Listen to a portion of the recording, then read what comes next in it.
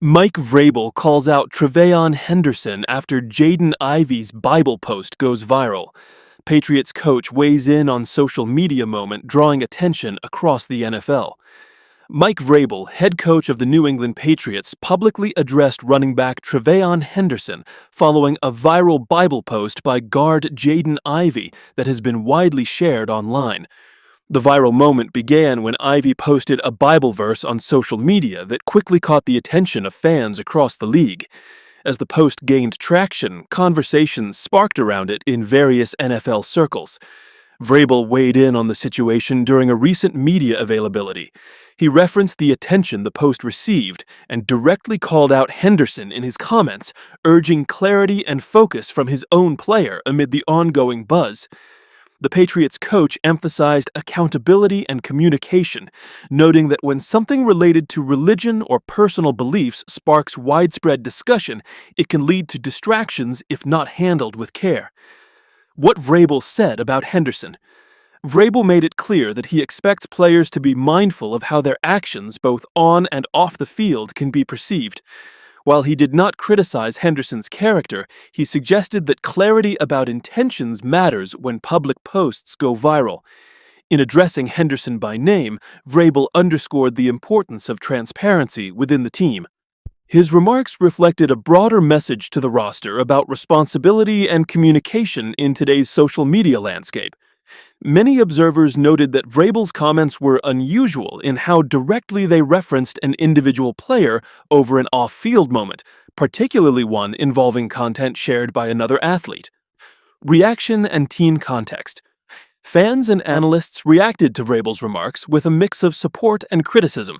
Some agreed that coaches need to address distraction risks, while others felt that calling out a player publicly can create unnecessary tension.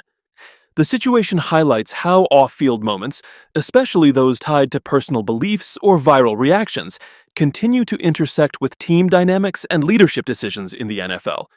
The attention around the viral post and Vrabel's response is likely to remain part of discussions as the season progresses.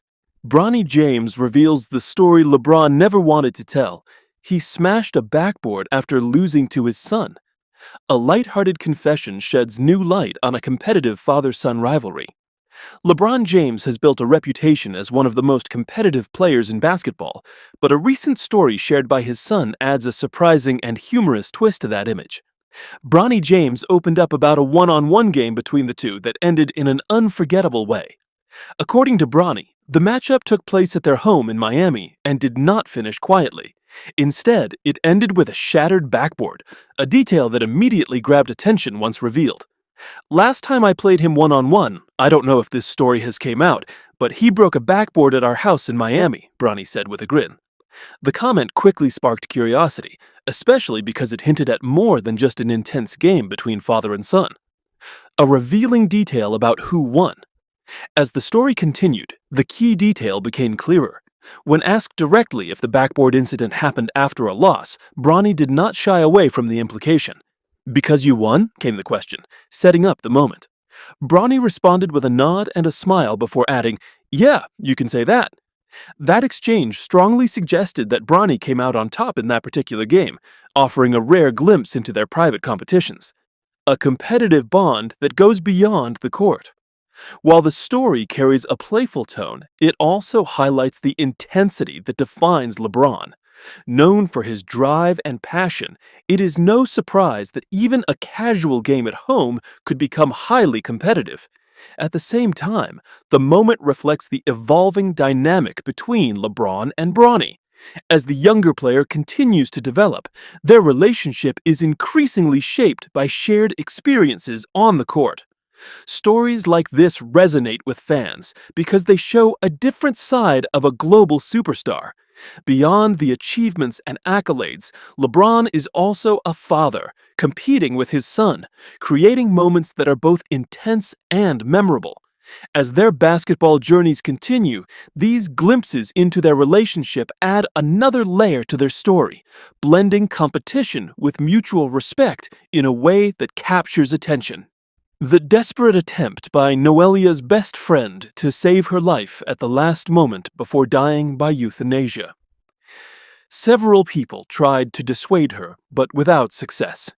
Noelia Castillo made a complicated, difficult, and firm decision, one that was deeply tied to how she had been living her life after she was gang-raped and, as a consequence, attempted to take her own life by jumping from a building.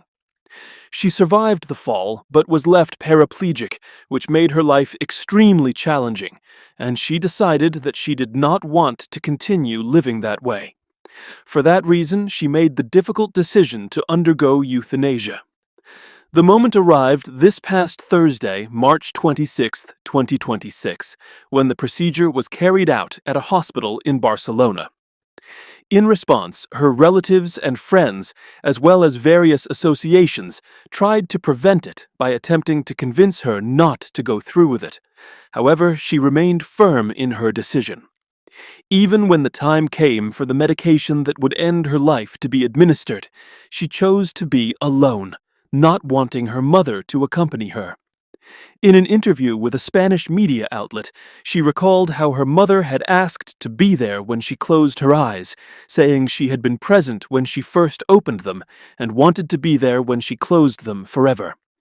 Noelia stood her ground and did not want anyone to witness her departure.